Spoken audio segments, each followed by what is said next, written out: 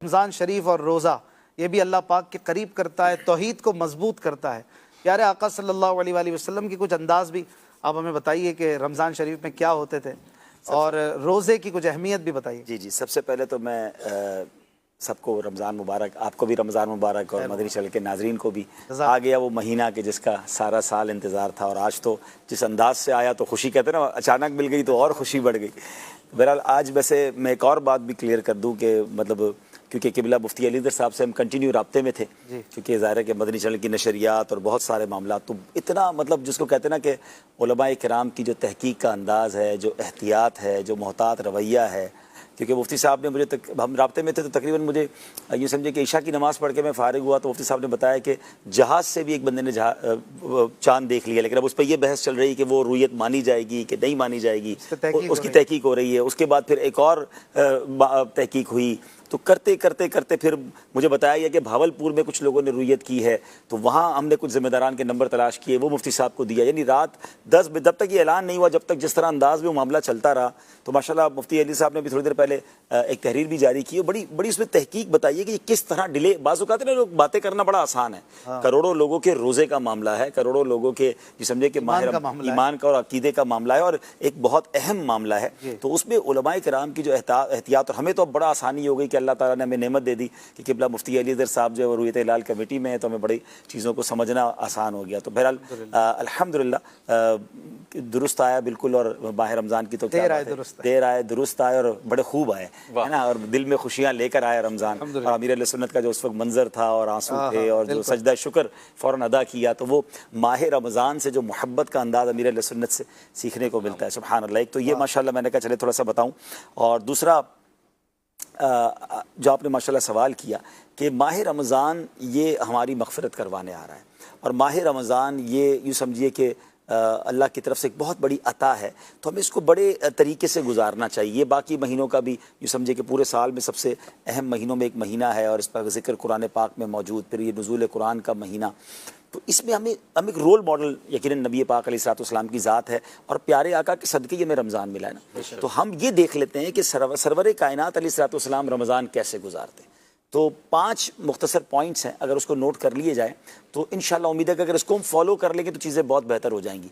सबसे पहले बीबी आयशा सिद्दीक़ा रज़ियल्लाहु ताला अन्हा फरमाती हैं कि नबी पाक अलैहिस्सलाम जो है वो रमज़ान में रमज़ान की आने की तैयारी करते थे, यानी रमज़ान के आने की दुआएं होती थी, शाबान में रोज़ों की कसरत करते थे। तो अब तो खैर रमज़ान आ गया, अल्लाह करे हमने भी कुछ प्रिपरेशन की हो और अपने दिल को साफ़ किया हो, रमज़ान आने की कुछ खुशी तो है अल्हम्दुलिल्लाह, तैयारी भी हुई हो। दूसरा, नबी पाक अलैहिस्सलाम का एक एटीट्यूड ये था, अंदाज़ ये था कि सरवर कायनात अलैहिस्सलाम का रंग मुतग़य्यर हो जाता, आपके चेहरे का रंग बदल जाता, और इसकी वजह ये बयान की गई कि आपको ये फ़िक्र लाहक होती कि मैं रमज़ान का अदब जो है या रमज़ान का जो हक़ है वो अदा हो पाएगा कि नहीं। हालांकि आप अल्लाह के हबीब अलैहिस्सलाम हैं और आपकी कैफियत ये है, तो क्या हमें कुछ ऐसी कैफियत हमारी बनती है कि नहीं। हमें फ़िक्र होनी चाहिए कि करोड़ों बख्शे जाएंगे, कहीं मैं ना रह जाऊं, और उसके लिए अल्लाह करे कि हमारे आंसू बहें। इफ्तार के वक्त रोज़ाना 10 लाख गुनाहगार जहन्नम से आज़ाद होंगे। तो फ्रॉम डे 1 अगर मैं और आप ये टारगेट ले लें कि हमने रमज़ान में अल्लाह को राज़ी करना है, मग़फ़िरत पानी है, तो इंशाअल्लाह नबी पाक का वो जो अंदाज़ है कि रंग मुबारक मुतग़य्यर हो जाता है। कहना नहीं चाहिए, कुछ लोगों का रंग शायद वो कहते हैं ना कि कुछ लोग होंगे जिनकी ये टेंशन ज़रूर होगी कि पैसे ज़्यादा कैसे कमाने हैं, स्टॉक कौन सा करना है, अब ख़रीदारी में क्या माल बिकेगा, ज़ख़ीरा अंदोज़ी भी हो रही होती है। कुछ लोग बदकिस्मती से हमारे नौजवान वो नाइट मैच और खेलने कूदने की तैयारियां कर रहे होते हैं। कुछ लोगों ने फूड फेस्टिवल रमज़ान को बना दिया है, कुछ लोगों ने क्रिकेट फेस्टिवल बना दिया है, कुछ लोगों ने शॉपिंग फेस्टिवल बना दिया है। रमज़ान इसलिए नहीं आया, रमज़ान मग़फ़िरत करवाने आया है, रमज़ान रब को हमें राज़ी करना है।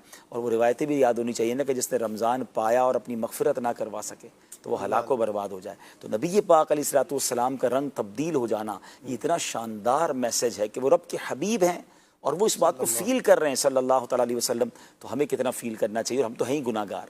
फिर तीसरा, नबी पाक अलैहिस्सलाम का एक अंदाज़ ये था कि आप खूब दुआएँ करते, इबादत पर कमर बस्ता हो जाते, और आप बिस्तर मुबारक पर कम तशरीफ़ लाते, यानी कम सोना है, इबादत ज़्यादा करनी है। नॉर्मली रमज़ान में लोग ज़्यादा सोते हैं और ज़्यादा खाते भी हैं, तो खाना भी कम है, सोना भी कम है, थोड़ी डकात लगने दें। बहुत सारे फार्मूले डिस्कस होते हैं, सहरी में ऐसा क्या खाएं कि रोज़ा ना लगे। देखिए, रोज़े का एक मकसद ये भी है कि आप कुछ थोड़ा सा कमज़ोरी फील करें, थोड़ा रोज़ा लगने दें। जब देखें, आप खुद सोचें इशफाक भाई, जो असर के बाद की कैफियत होती है ना, बंदे को अपना कहते हैं औकात लग पता जाती है, मेरी हैसियत क्या है, नकाहत हो रही होती है, प्यास लग रही होती है।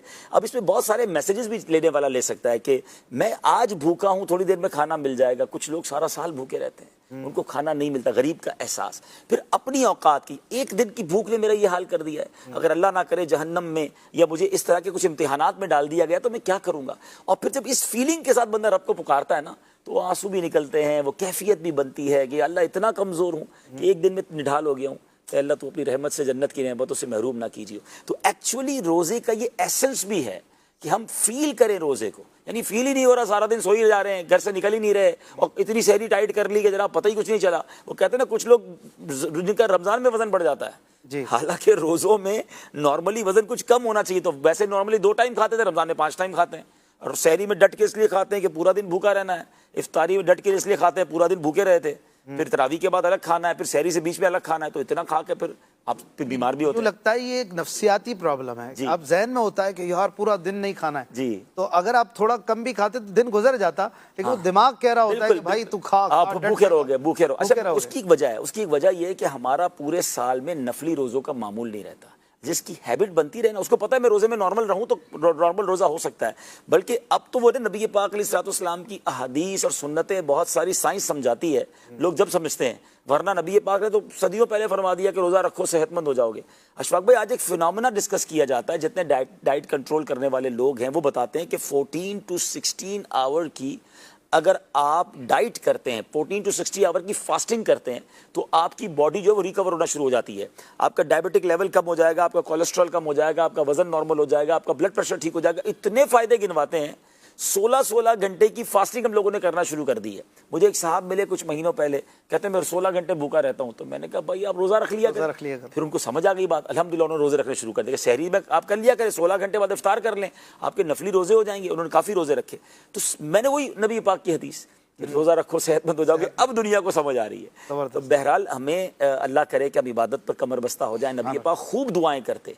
यानी आप ज़रा ये सोचिए अशफाक भाई, लोग कहते हैं कोई ऑफ़र बताओ, कोई स्कीम बताओ, कैसी स्कीम है रमज़ान में कि सारा साल में और आप चाहते हैं हमारी दुआ सुनी जाए। अल्लाह ताला की वहदानियत पर आपका मौजू है, रब ताला की शान पर मौजू है। आप अल्लाह की मेहरबानी देखें रमज़ान में कि सारा साल हम चाहते हैं हमारी दुआ सुन ली जाए, हमारी तौबा कबूल हो, हमारी मगफिरत हो जाए। हम रिक्वेस्ट करते हैं ना।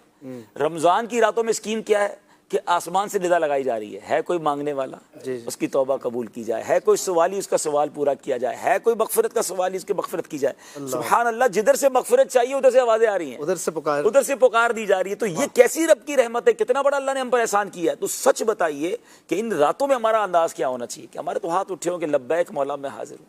तो नबी ये पाक का अंदाज ये था कि अब रात भर दुआएं, गिड़गिड़ाना, नवाफिल, तो अल्लाह करे कि हम इसको बढ़ा दें। अल्लाह करे। चौथा, प्यारे आका अलैहिस्सलाम जी, 3 हुए। चौथा, नबी पाक अलैहिस्सलाम जिब्रील अमीन के साथ कुरान पाक का दौर किया करते। आज मैं मुफ्ती साहब का माशाल्लाह दरसे कुरान सुन रहा था, जो तरावी के बाद ऑन एयर होता है। तो आज तो तरावी से पहले ऑन हो रही है क्योंकि तरावी उसके बाद हुई, आज तक मामला हो गया। तो मैं बस तरावी पढ़ने जाने लगा था, तो मैं थोड़ी देर नजर पड़ी, तो मुफ्ती साहब ने बड़ा प्यारा दौर का बताया। तो नबी पाक दौर करते, हम कुरान की कसरत करें। और 5वीं चीज़ जो है, प्यारे आका अलैहिस्सलाम का दरिया सखावत जो है ना, और रमज़ान में बड़े जोश में। तो ये 5 पॉइंट अगर हम टारगेट कर लें कि रमज़ान गुजारना कैसे है, और वाकई उससे बेहतरीन क्या तरीका होगा जो नबी पाक का तरीका। वापस अगर समरी इसकी बयान हो जाए, 5 हो जाए। एक तो पहला तो तैयारी था कि उससे पहले प्रिपरेशन, अब वो तो हम जो कर सके कर सके, लेकिन 4 चीज़ें क्या हो गई कि प्यारे आका अलैहिस्सलाम जो है वो रंग मुबारक तब्दील हो जाता, फिक्र होती, रमज़ान का एहसास। और फिर इसमें एक एहसास और हम शामिल कर लें कि रमज़ान में गुनाह ना हो, क्योंकि हम तो गुनाहगार लोग हैं ना। एक गुनाह जो रमज़ान में करता है, एक रिवायत के मुताबिक उसके 1 साल के अमाल बर्बाद कर दिए जाते हैं। तो we have to think about कि यार मोबाइल फ़ोन से गुनाह ना हो जाए, गुफ्तगू में गुनाह ना हो जाए, आंखों से गुनाह ना हो जाए। तो नंबर 1 फिक्र करें, एहसास करें, गुनाह से बचें। नंबर 2 खूब दुआएं करें, ज़्यादा इबादत करें। नंबर 3 कुरान पाक का दौर करें। और नंबर 4 सखावत करें। फिर देखें इंशाअल्लाह रमज़ान, इंशाअल्लाह करीब यादगार रमज़ान हो जाए इंशाअल्लाह। हमारे साथ मुफ्ती शफीक अत्तारी साहब भी तशरीफ़ ला चुके हैं, हाजी अब्दुल हबीब अत्तारी साहब भी हैं, मौलाना राशिद मदनी भाई भी हैं। मैं चाहता हूँ वो सेगमेंट हम कर लें जिसमें हम एक एक नेकी रोज़ाना आपको बताया करेंगे। आसान नेकियाँ, छोटी छोटी बातें, लेकिन हम बाज़ औक़ात अपने सामने से वो नेकी छोड़ देते हैं, हालांकि ज़रा सा हाथ बढ़ाएं तो वो हाथ में आ जाए। वो नेकी इतनी आसान होती है। एक एक नेकी पूछते हैं, देखें आज क्या सीखने